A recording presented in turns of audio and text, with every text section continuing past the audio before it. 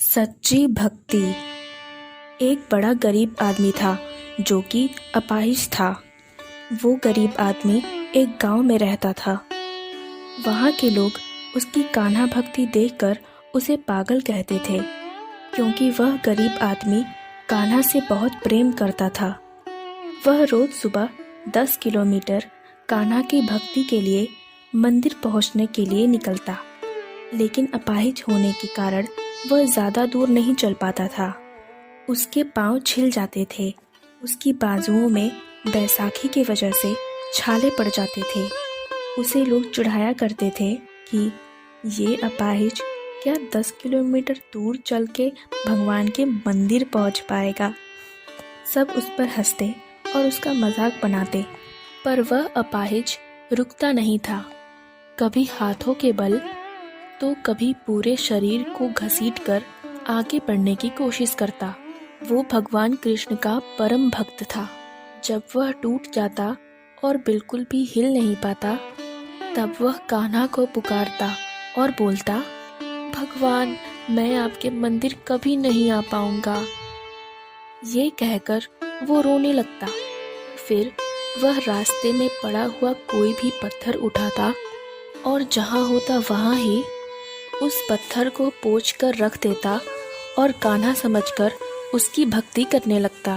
हैरानी तो तब होता था कि जहाँ वो कान्हा को पूजता था, उसी जगह कान्हा का एक मंदिर बन जाता था और खुद भगवान कृष्ण उसके पास आते और उसकी भक्ति से प्रसन्न होकर बोलते, मांगो वत्स, तुम्हें क्या चाहिए।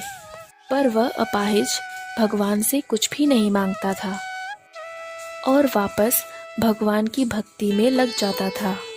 जब वह वापस घर जाने लगता तो वह मंदिर उस जगह से गायब हो जाता था।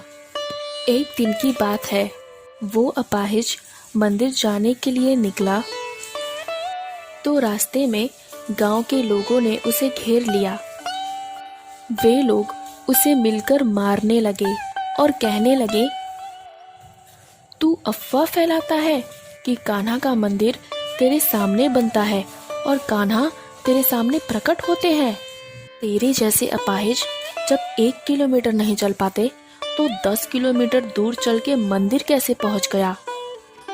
फिर गांव वालों ने मिलकर उसे बहुत मारा, उसकी बैसाखी तोड़ दी, पर वह अपाहिज बेचारा हंसते हुए सब कुछ सह गया और जहां पर वह गिरा वहीं पर कान्हा की भक्ति शुरू कर दी।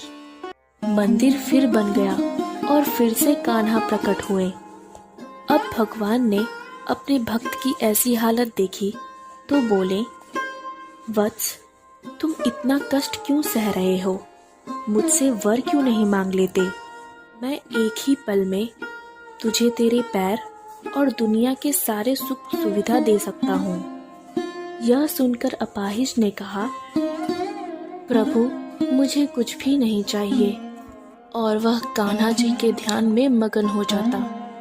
अब तो भगवान भी सोच में पड़ गए कि मेरा यह भक्त मुझसे कुछ मांगता क्यों नहीं।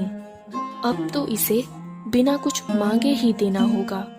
अब अगले दिन की सुबह हुई तो अपाहिज मंदिर जाने के लिए निकला। जैसे ही वह रास्ते पर पहुंचा तो एक बड़ी गाड़ी आकर उसके सामने रुकी। उसमें से एक सुंदर सा शख्स निकला और वह अपाहिज से भगवान कृष्ण के मंदिर का रास्ता पूछने लगा। अपाहिज ने उसे रास्ता बताया और बोला, मैं भी वहीं जा रहा हूँ, आप पहुँचिए, मैं भी आता हूँ। तो वह शख्स कहने लगा, अरे तुम भी मेरे साथ क्यों नहीं चलते? इतनी दूर पैदल कैसे चलोगे?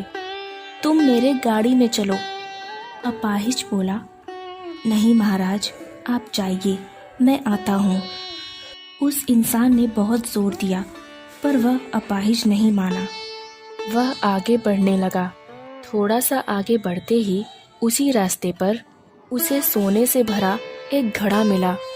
अपाहिज ने वह घड़ा देखा और उसे खींचते हुए रास्ते के किनारे कर दिया और आगे बढ़ गया। बढ़ते बढ़ते उसे रास्ते के किनारे एक सुंदर भवन दिखाई दिया। ऐसा लग रहा था कि जैसे विश्वकर्मा जी ने देवताओं के लिए वह भवन आज ही तैयार किया हो। उस भवन से आवाज आई, अंदर आ जाओ, इस महल का नौकर चाकर धन वैभव सब तुम्हारा है। अपाहिज ने उसे अनसुना किया और आगे बढ़ गया। वह कुछ ही दूर आगे बढ़ा कि भयंकर गर्मी पड़ने लगी। अब उसका सारा शरीर तपने लगा। वह थककर चूर हो चुका था, पसीने से लथपथ हो चुका था, फिर भी हार नहीं माना।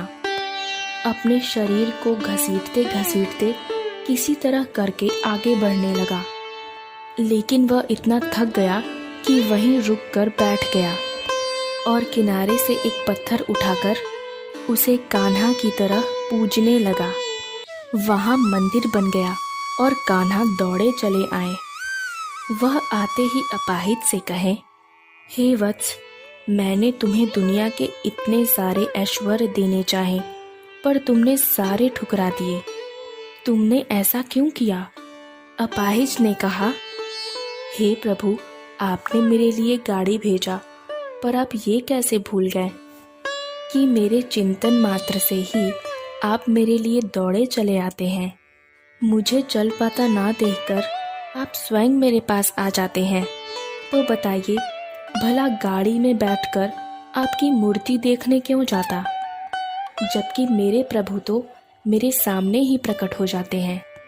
आपने सोने की मुद्राएं दी, वह किस काम की? जिसमें आपका नाम नहीं, वह भवन किस काम का? जिसे पाने के बाद आप दिखाई न दें, उससे अच्छा तो मेरी यह गरीबी और दुख भरा जीवन ही सही है, जिसमें आप मेरे लिए आ जाते हैं। मेरे तो रोम रोम में आप हैं प्रभु, और किसी चीज़ के लिए जगह ही नहीं बची है। भगवान भाव विभोर होकर बोले, धन्य हो मेरे भक्त, तुमने मेरी भक्ति सच्चे मन से की है। मैं तुझे वरदान देता हूँ कि तेरा पैर।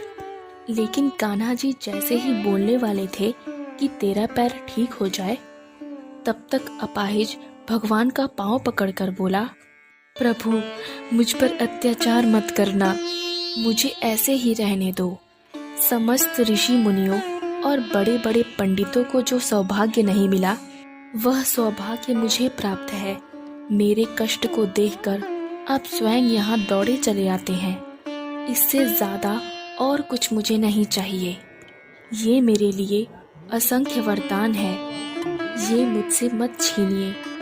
कान्हा जी ने उस अपाहिज की लाज रखी। अब रोज वह भगवान की भक्ति करता और जिस पत्थर को वह पूजता वहाँ मंदिर बन जाता और भगवान वहाँ प्रकट हो जाते। वह अपाहिज नित्य प्रतिदिन सबके ताने सुनता, पर हर दिन वह भगवान की भक्ति में मस्त रहता और कान्हा जी की महिमा गाता और सच्ची भक्ति करता। जय श्री कृष्ण। ऐसी और कहानियाँ सुनने के लिए सब्सक्राइब करें आपके चैनल नमो गुरु गोविंद को। धन्यवाद।